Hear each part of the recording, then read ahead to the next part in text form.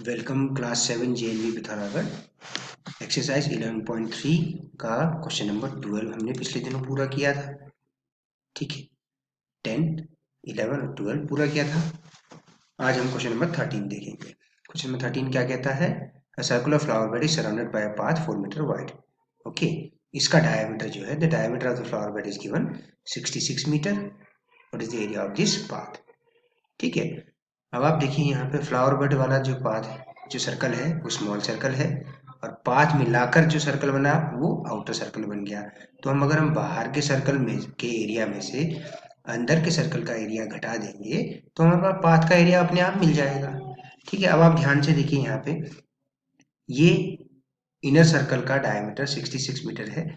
इसके रेडियस को हम स्मॉल आर से अगर दिखाएं, ठीक है, तो वो हो जाएगा 33 मीटर, है ना, डायमीटर का हाफ।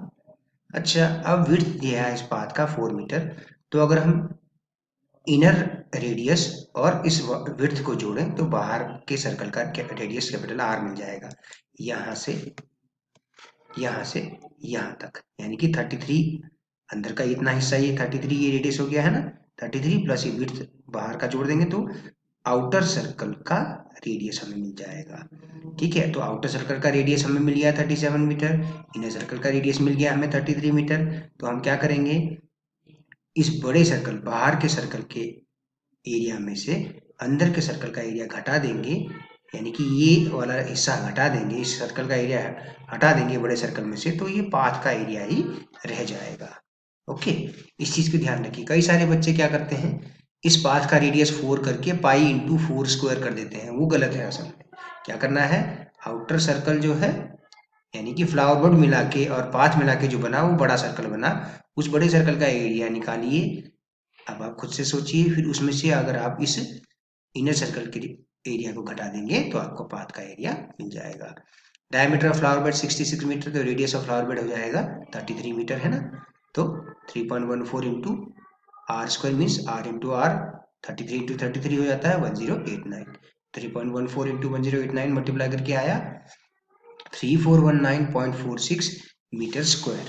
थोड़ा सा करेक्शन कर लीजिए, क्या करेक्शन है बच्चों, आप बता सकते हैं कि जो एरिया होता है ना बच्चों, एरिया क्या होता है, एरिया मीटर स्क्वायर में होता है ना। गलती से यहाँ पर जो टाइप हुआ है वो हुआ है मीटर।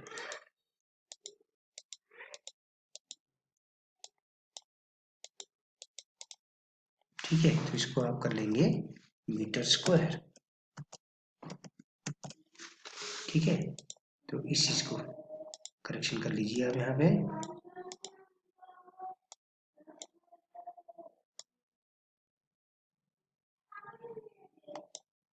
ओके, इसी तरह से यहाँ पर भी मीटर स्क्वायर होगा, यहाँ पर भी मीटर स्क्वायर होगा, है ना। तो इसी को हम, इस चीज को ध्यान में रखिए आप। ठीक है, ये हो गया।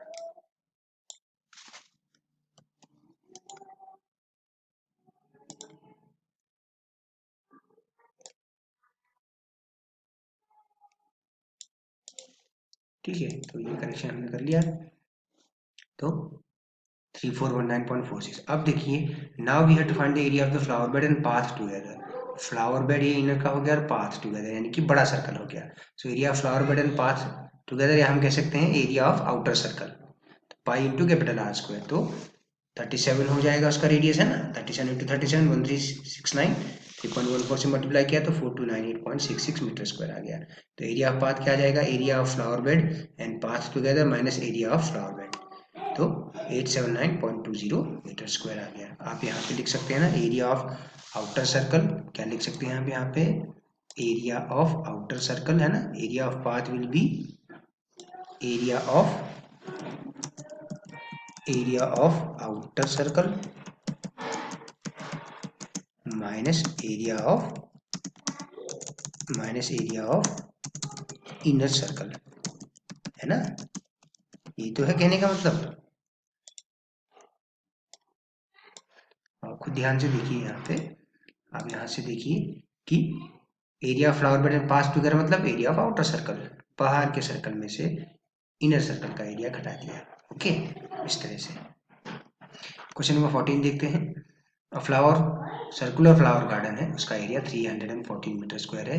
एक स्प्रिंकलर जो पानी छिड़कने वाला होता है ना, वो बीच में रखा हुआ सेंटर में, जो कि कितने एरिया को कवर कर सकता है, 12 मीटर रेडियस के एरिया को कवर कर सकता है। Will the sprinkler water the entire garden, take pi is equal to 3.14। Sprinkler का रेडियस है 12, तो area of flower circular flower garden pi R square है ना, area of circular flower garden is equal to pi R square.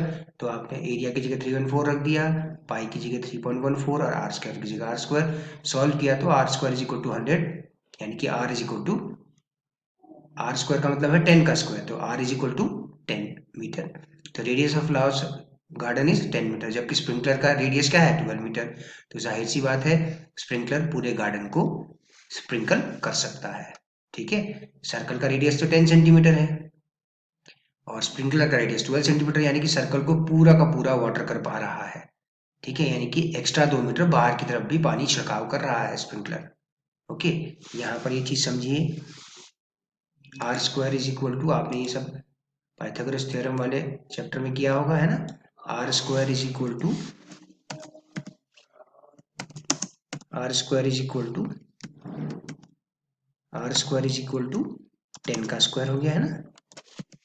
अगर आप दोनों तरफ को कंपेयर करेंगे तो क्या होगा, दोनों तरफ आप कंपेयर करें, दोनों तरफ आप कंपेयर करें तो आर इक्वल टू 10 मीटर आ गया। क्वेश्चन क्या है, स्प्रिंकलर। देखिए अगर इसका एक डायग्राम अगर मैं यहाँ बना दूँ, एक सर्कल का फिगर मैं बना दूँ, आपको दिखा दूँ, तो ये कहता है, ठीक है, अब ये कहता है भाई इस स्प्रिंकलर के, स्प्रिंकलर का रेडियस है 12 मीटर, स्प्रिंकलर का रेडियस है 12 मीटर, ये तो है भाई 12 मीटर, कितना, 12 मीटर। और जबकि हमने कैलकुलेट करके देखा, क्या कैलकुलेट करके देखा, हमने कैलकुलेट करके देखा उसका सर्कल का एरिया, रेडियस, सर्कल का रेडियस हमने कैलकुलेट करके देखा, सर्कल का रेडियस क्या आया, सर्कल का रेडियस हमने कैलकुलेट करके देखा तो वो आया 10 मीटर, है कि नहीं, ये तो आया।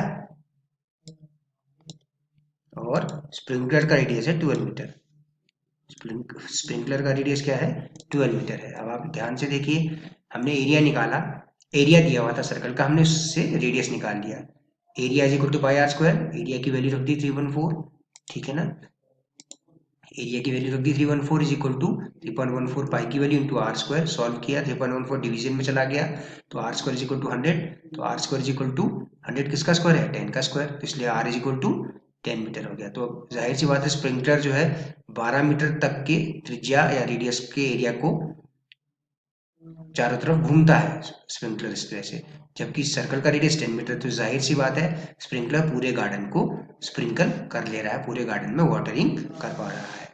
ओके, अच्छा क्वेश्चन नंबर 15 देखिए, find the circumference of inner and outer circles shown in the adjoining figure. Okay, outer circle का रेडियस है 19 मीटर, इस पाथ का विड्थ है 10 मीटर, तो इनर सर्कल का रेडियस आप आसानी से निकाल सकते हैं, radius of inner circle will be outer circle radius minus path of the, minus width of the path है ना, ये 19 है, यहाँ से यहाँ तक 19 है, यहाँ से यहाँ तक ये 10 है, तो अंदर कितना बचा रेडियस इनर सर्कल का, 9 मीटर बचा, है कि नहीं। तो circumference of inner circle 2 pi R है ना, तो 2 इंटू 3.14 इंटू 9, तो 56.52 मीटर। अच्छा radius of outer circle question में ही दिया है, आउटर सर्कल सेंटर से बाहर की तरफ देखिए, ये सर्कमफ्रेंस पे एक पॉइंट मिल रहा है ये, तो ये सर्कमफ्रेंस की लेंथ क्या होगी, सर्कमफ्रेंस क्या होगा 2 पाई आर, फिर से तो इस बार आर क्या होगा 19 होगा, ठीक है, 2 pi are 2 into 3.14 into 19, formula आपको याद होना चाहिए, सर्कमफ्रेंस क्या होता है सर्कल का 2 पाई आर, बाहर के सर्कल का रेडियस है 19 मीटर, अंदर के सर्कल का रेडियस निकालने के लिए क्या करेंगे, यहाँ से यहाँ तक कैसा ये रेडियस है, तो ये पूरा आउटर सर्कल के रेडियस में से इस विड्थ को घटा दिया तो केवल इतना ही बचेगा इनर सर्कल का रेडियस, यानी कि 9 मीटर।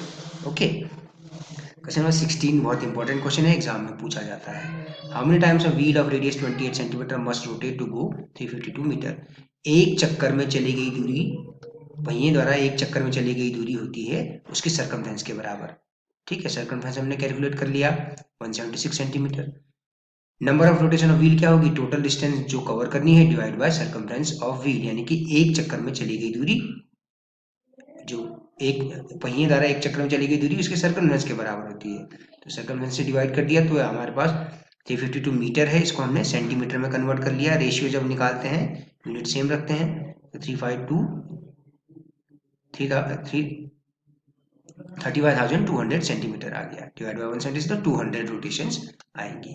याद रखिए सर्कल के एक रोटेशन में चली गई दूरी उसकी सर्कमफ्रेंस के बराबर होती है।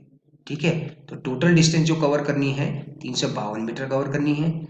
एक चक्कर में चली गई दूरी पहिए द्वारा क्या होगी, सर्कमफ्रेंस होगी। ठीक है, याद रखिए एक चक्कर में चली गई दूरी, क्या कहा मैंने, मैं यहाँ लिख देता हूँ।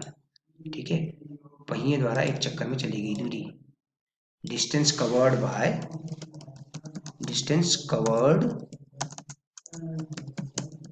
Bye wheel in one rotation. इसको भी आपने नोटबुक में नोट कर लीजिएगा, is equal to circumference of circle.